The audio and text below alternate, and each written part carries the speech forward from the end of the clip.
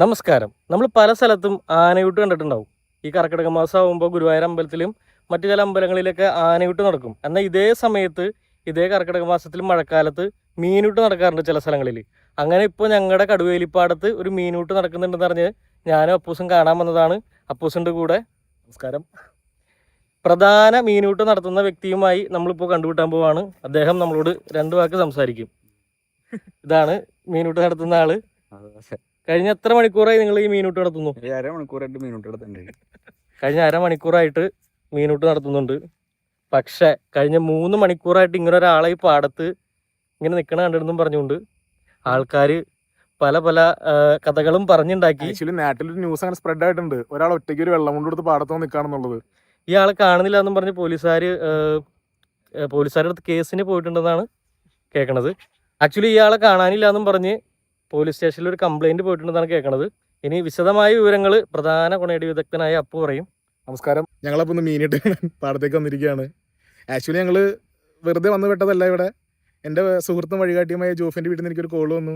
അദ്ദേഹത്തെ കഴിഞ്ഞ 3 മണിക്കൂറായിട്ട് കാണാനില്ല എന്ന് പറഞ്ഞുകൊണ്ട്. അപ്പോൾ നമുക്കറിയാലോ, നമ്മുടെ സുഹൃത്തും വഴികാട്ടിയാണല്ലോ ആളെവിടെ ഉണ്ടാകുന്ന നമുക്കറിയാലോ. അപ്പോൾ വെറുതെ പാടത്തേക്ക് ഇറങ്ങിയപ്പോൾ ആളിവിടെ മീനൂട്ട് നടത്താണ് കഴിഞ്ഞ 3 മണിക്കൂറായിട്ട്.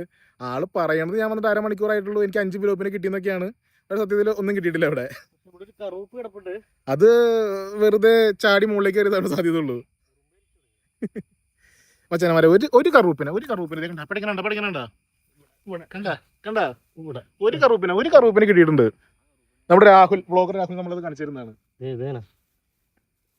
അതിവിദഗ്ധമായി പെട്ടക്കണ കറുപ്പ്, പെട്ടക്കണ സാധനം. ഗൈസ്, ഇവിടത്തെ മീനൂട്ട് കഴിഞ്ഞിട്ട് നമ്മൾ അടുത്ത ചാലിലേക്ക് പോവാണ് മീനൂട്ടിന്. ഈ ചാലിലെ മീനൂട്ട് കഴിഞ്ഞു, ഇവിടുത്തെ മീനുകളൊക്കെ വയറ് നിറഞ്ഞു എന്നാണ് ജോഫിൻ സാർ പറയണത്. അത് നമ്മൾ അടുത്ത ചാലിലെത്തി. ഇത്രയും ഒരു മൃഗസ്നേഹിയായ ഒരു വ്യക്തി അല്ലേ? അത് ആനസ്നേഹിയും മീൻ സ്നേഹിയുമായ ഒരു വ്യക്തി ഞങ്ങളുടെ നാട്ടിൽ വേറെ ഇല്ല ഗൈസ്. കഴിഞ്ഞ മഴക്കാലത്ത് അതിന്റെ മുന്നത്തെ മഴക്കാലത്തൊക്കെ ഇവിടെ നല്ലോണം മീനുണ്ടായിരുന്നു. കാരണം ഇവിടെ ഒരു മീൻ വളർത്തുന്ന കുളമുണ്ട്. അതെ. വെള്ളം നിറയുമ്പോ ആ മീനെല്ലാം ഈ പാടത്തേക്ക് കയറും. പക്ഷെ ആക്ച്വലി ഞങ്ങളുടെ പാടത്ത് ഇപ്പൊ ഏറ്റവും കൂടുതലുള്ള മീൻ സക്കറാണ് ഗൈസ്. ഇഷ്ടംപോലെ സക്കറ് മറ്റേ നമ്മുടെ അക്വേറിയത്തിൽ നിന്ന് ഇറങ്ങിയിട്ട് പാടത്ത് നിന്ന് ഇറക്കുന്നുണ്ട്. ആര് ചൂണ്ടിട്ട് പിടിച്ചാലും ഇതിനെ തിരിച്ച് പാടത്തേക്ക് തന്നെ ഇടും. 2 കിലോയുള്ള സക്കർ വരെ ഈ തോട്ടിൽ കിട്ടിയവരുണ്ടെന്നാണ് ചരിത്രം. ഈ വെള്ളപ്പൊക്കത്തിന് ശേഷം പുഴയെന്ന് മറ്റേ ഫൈറ്റർ ഫിഷിനെ കിട്ടും. അതിങ്ങനെ ഒഴുക്കിലൊന്നും നീന്തൂല, ഈ കരയ്ക്ക് വന്ന ആ സാധനം വന്നിങ്ങനെ നിൽക്കും. ഞാൻ ഒരെണ്ണത്തിനെ എനിക്ക് കിട്ടിയിട്ടുണ്ട്.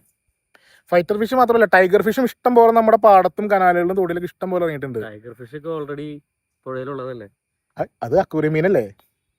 ആണോ ഗൈസ്? Tiger fish പുഴയിലുള്ളതാണോ? എനിക്കറിയില്ല, ഞാൻ മറ്റേ തോട്ടിൽ മാത്രമേ കണ്ടിട്ടുള്ളൂ. ഇവിടെ നമ്മുടെ ജോഫിൻ സാറിന്റെ മീനൂട്ട് നടന്നുകൊണ്ടിരിക്കുകയാണ്. എന്തോരം മീനാണ് പിടിച്ചേരണേ! ഓരോ 5 മിനിറ്റിന് 2 മീനെ വെച്ച് പിടിക്കുന്ന പുള്ളി 12 മീനെ പൂച്ചയ്ക്ക് കൊടുത്തത്. 12 മീനൊക്കെ പൂച്ചയ്ക്ക് കൊടുത്ത ഏതൊരു കഥയൊക്കെ അപ്പൂസ് പറയുന്നുണ്ട്. സത്യമാണോ എന്നുള്ളതൊക്കെ. വീടിന്റെ അടുത്ത് ഒരു ചോര ചെങ്കാറുണ്ട്. ഞാൻ കഴിഞ്ഞ ആഴ്ച കുളിക്കാൻ വേണ്ടി ചെങ്കാറോടെ പോയി കഴിഞ്ഞപ്പോ വെള്ളം മൊത്തം കലയും കിടക്കുക. അപ്പൊ കുറച്ചു നേരം കരയിൽ നിന്ന് കുളിക്കാൻ വന്നാണല്ലോ. അപ്പൊ കുറച്ചു നേരം കരയിൽ നിന്ന് കാഴ്ച കാണാന്ന് വിചാരിച്ചു ഒരു ചേട്ടനും ഒരു പയ്യനും മീൻ പിടിക്കാനോട് വന്നേക്കാം. ഫുൾ പിടിക്കണത് എന്ത് ജോഫിന്റെ മറ്റേ ചെറിയ പള്ളത്തിലടാ, കുറുവാപ്പരല്. ഫുൾ കുറുവാപ്പരലിനെ പിടിക്കണത്. പുള്ളി ചൂണ്ടിടും പൊക്കും, ഇടും പൊക്കും, ഇടും പൊക്കും. അങ്ങനെ മഴ പെയ്ത സമയത്താണോ ഈ കഴിഞ്ഞ ആഴ്ച?